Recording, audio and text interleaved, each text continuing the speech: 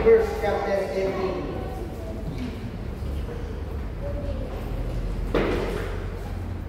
Habang binabasa ko ang numbers, isang numbers lang ay makikita. Numbers chapter 18.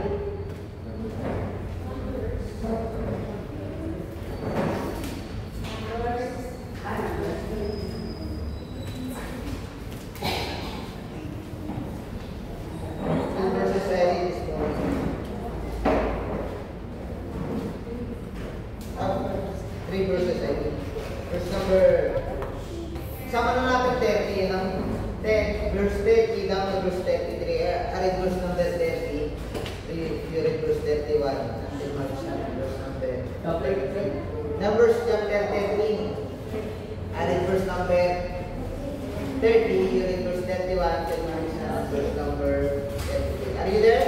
Amen. Okay, and in verse number 30, this is the son of Father Joel. The Bible says, and Caleb stilled the people before Moses and said, let us go up at once and possess it, for we are well able to overcome him. For the man that went up with me said, we are not able to go up against the people, for they are stronger than we.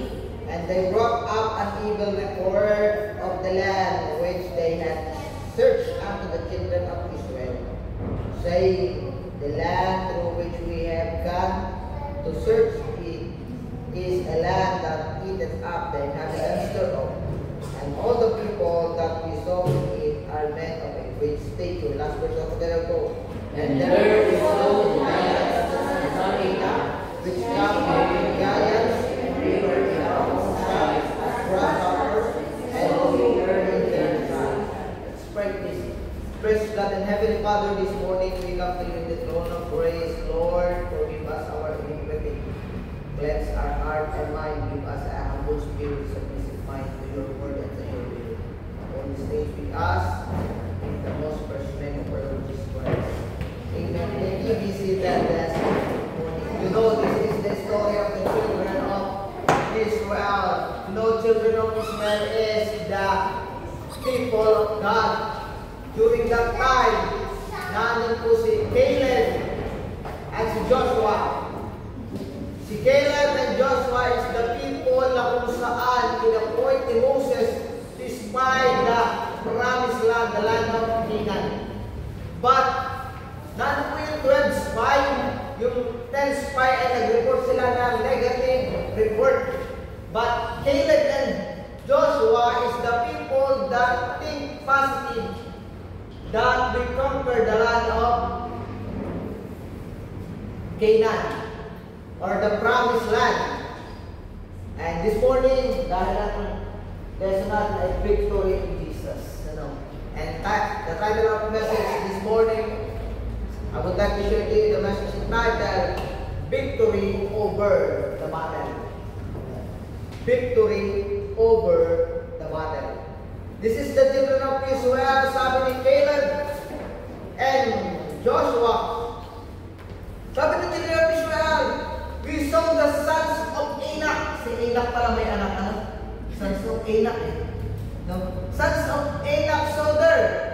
And sabi ni children of Israel, we saw the giants. Malaki sila. And we are a grasshopper.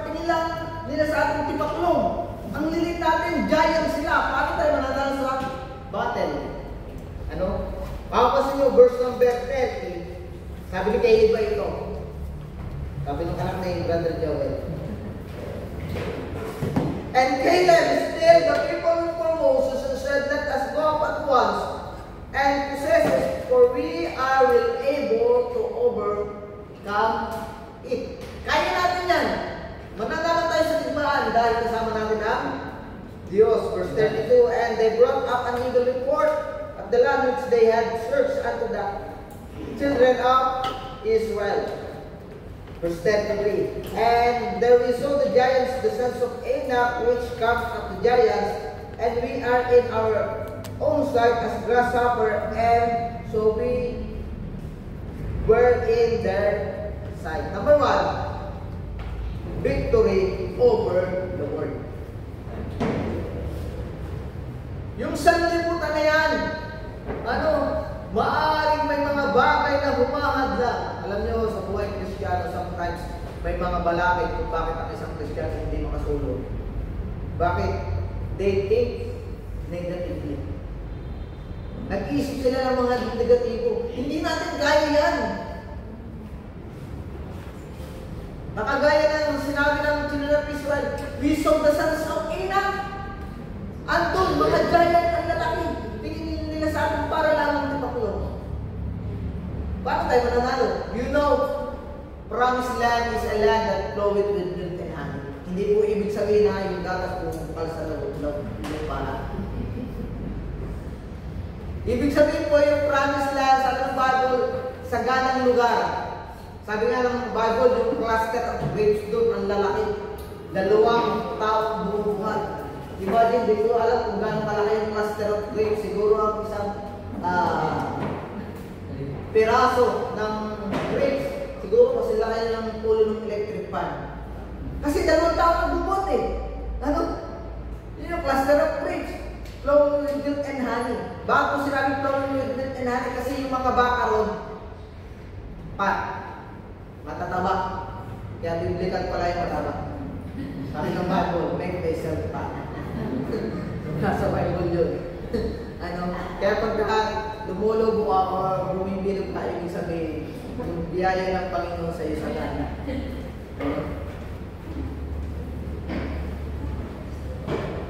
Because yung land, yung mga kinakain ng mga baka ron ay fresh.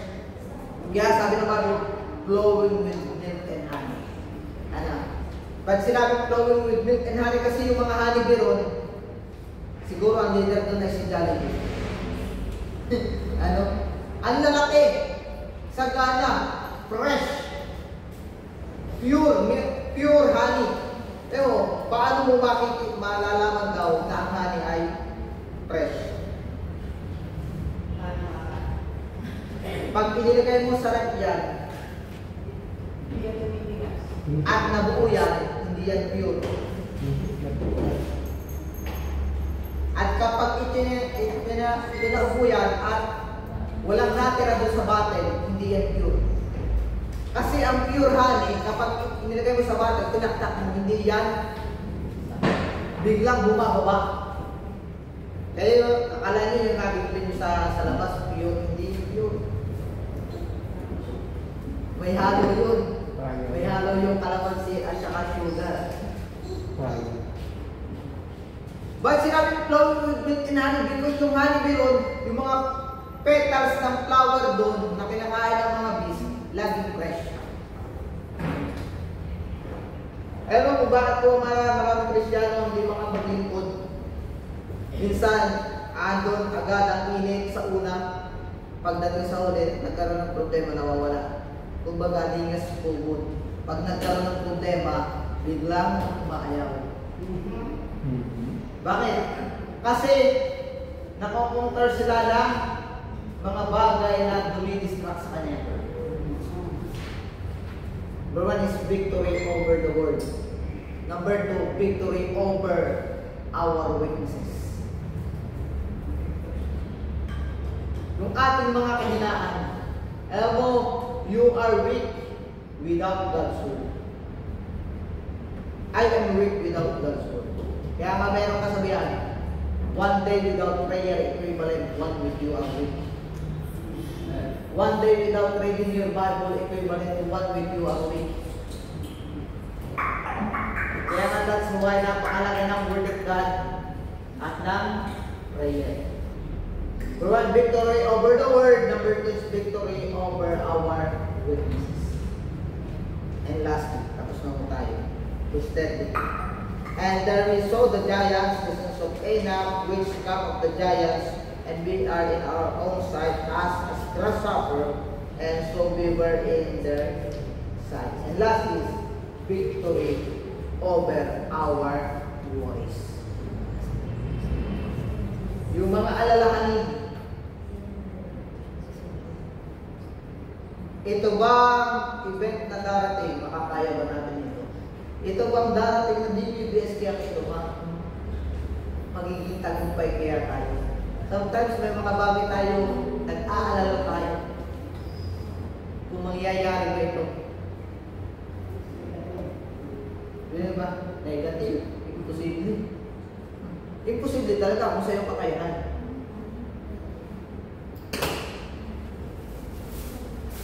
Imposible talaga kung hindi mo ilalapit sa recession. I hope this simple devotions remind everyone of us victory over the body, victory over the world, victory over our weaknesses, and victory over our goodness. And so, pag-pray niyo po, Lord willing, kapag dumating po yung blessing na ini-expect ko, malaki ko ang may interpret natin ito sa ating education. Hope and pray na dumating bago mag-April. Hindi ko sasabihin kung ano yun. But dumating mo ito before April, praise the Lord. At ibabahagi ko rin naman para sa gamaan ng Get that ito ay mga spread this. Happy Father, this morning we come to you in the throne of grace. Thank you for your faithfulness, your love, and kindness, and your goodness in our life. Lord, without you, we are nothing. Patuloy na malapit kami sa presensya ng ito na bilang pangalan. Tulungan mo ng patuloy sa patuloy. Salamat po at salamat Panginoon. Preparation paghanda natin na daily basis participate. Ito po ang muna. Tayo po ang salamat. Good morning. Okay, so thank you so much for the devotion. Now we will call on Sir Joel for the opening remarks. We will be seated. Okay, thank you po. Okay, so welcome sa ating teacher's training for this coming daily vacation Bible school. So this is our preparation for our daily vacation Bible school. So first na ginagawa po natin ay nagkakantak po tayo ng trainings that we form and learn something new and strategies na binibigay ng mga teachers. And hindi lang po dito, but you can improve our teaching strategies pagdating sa mga area po sa akin. So, enjoy it and watch na tayo ay magkaroon po ng mga bago at kaalaman mula sa mga ating mga teachers na magbibigay sa kanila ng kanilang sa ngayon, even pati yung aming mga materials.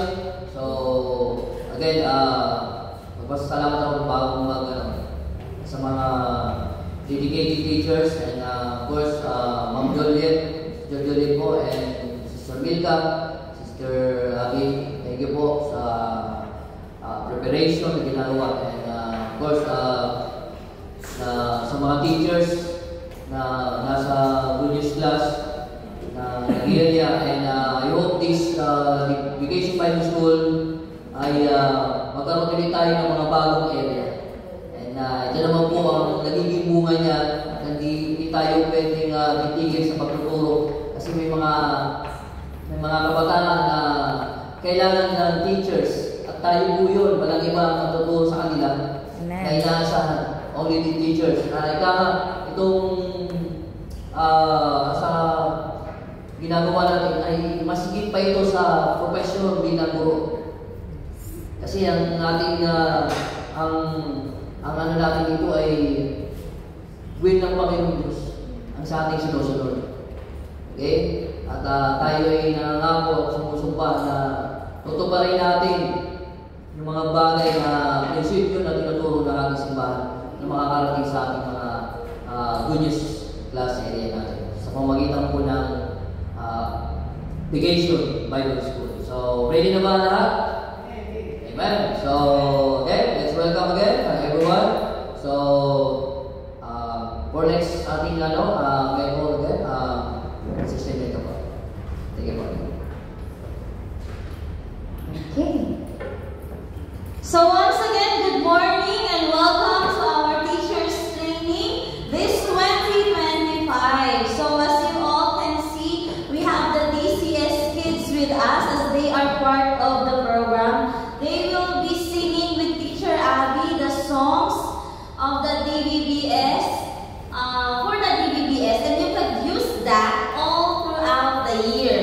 Okay, so that our songs will be uploaded with actions, okay, sa ating YouTube. Okay, so we have the existing songs there. Pwede po yung balik-balikan para po ma-refresh kayo or kung kayo po ay rich sa inyong area at may mga flat screen TV kayo, you can show to the kids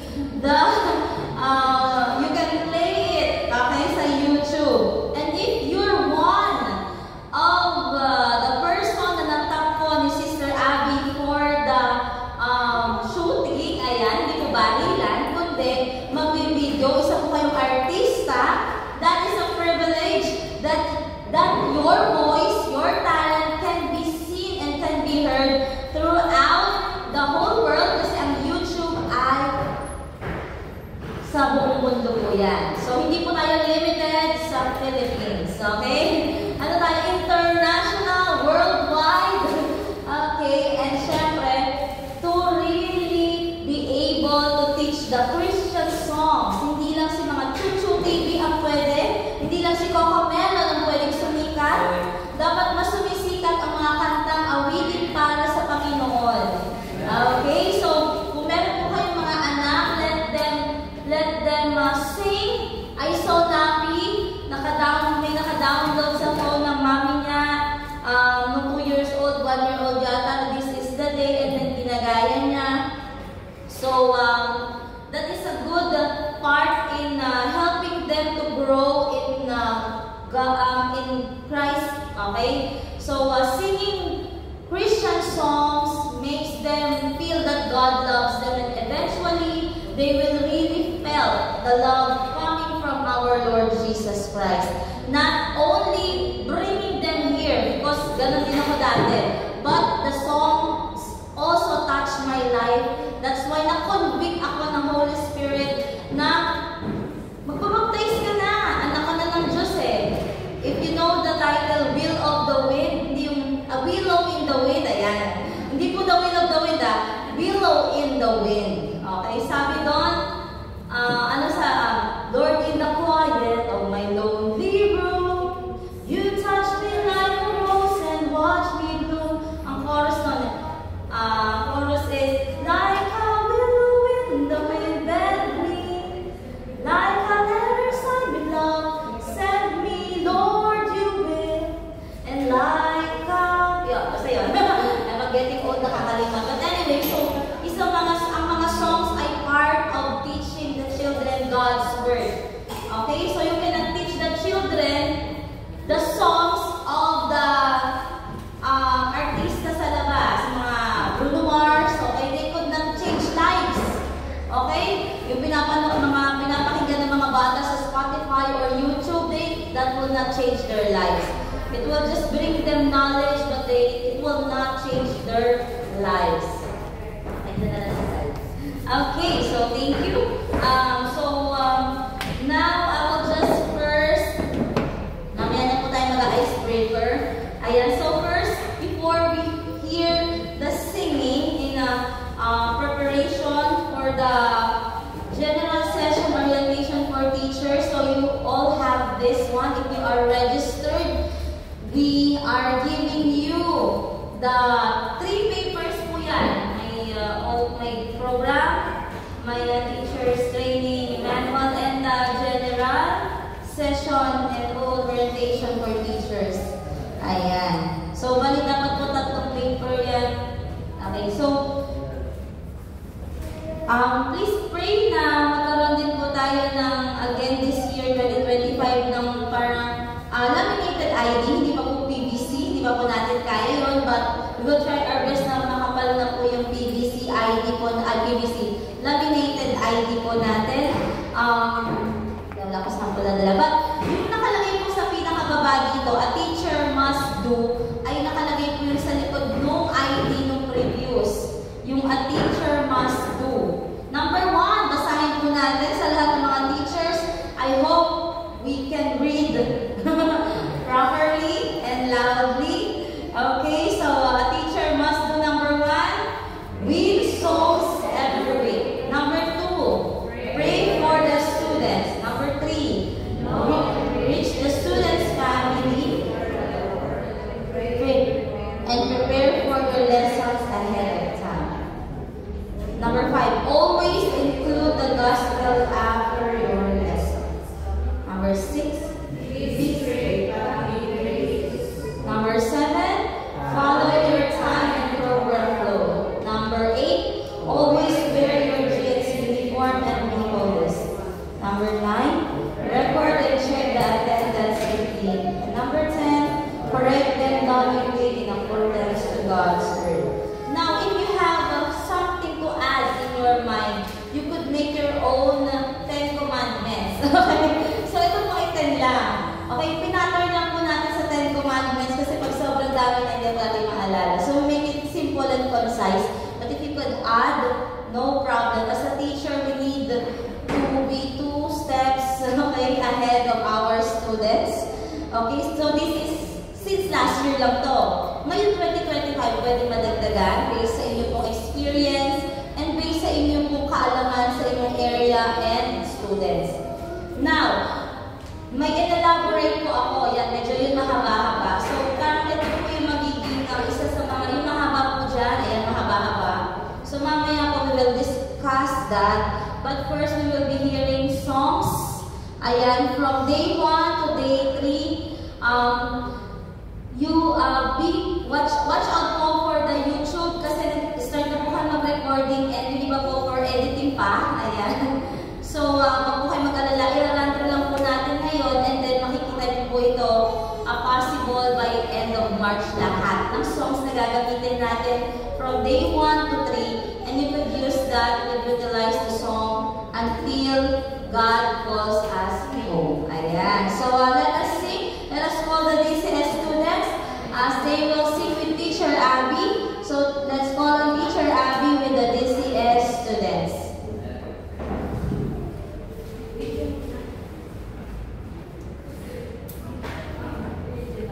Okay, so may video daw po muna. May papanood video muna. Okay? So may picture ko muna, ayan.